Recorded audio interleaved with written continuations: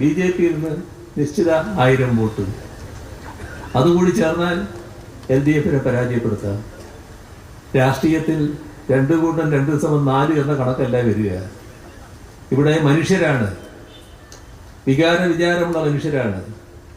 അവർ ചിന്തിക്കും, എന്തിന് LDF-നെ പരാജയപ്പെടുത്തണം, എന്തിന് ഇത്തരമൊരു അവസരവാദ നിലപാടിൻ്റെ മൂർത്തീകരണത്തെ ഞങ്ങൾ പേറണം. അത് സ്വാഭാവികമായി ജനങ്ങൾ ചിന്തിക്കുന്ന കാര്യമാണ്. അങ്ങനെ ചിന്തിക്കുമ്പോൾ ശരിയായ നിലപാടിലേക്ക് ജനങ്ങളെത്തും.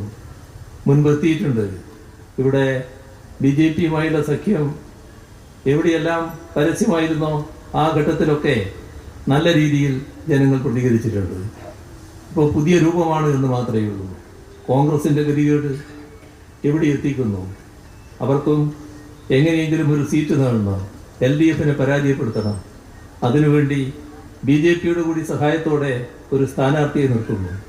ആ സ്ഥാനാർത്ഥിക്ക് അതിൻ്റേതായ രൂപങ്ങൾ, ഭാവങ്ങൾ നൽകി LDF-നെ പരാജയപ്പെടുത്താനാകുമോ എന്നാണ് നോക്കുന്നത്. ഞങ്ങൾക്ക് ഉറച്ച ആത്മവിശ്വാസമുണ്ട്. അത് ഈ ജനങ്ങളിലുള്ള വിശ്വാസമാണ്.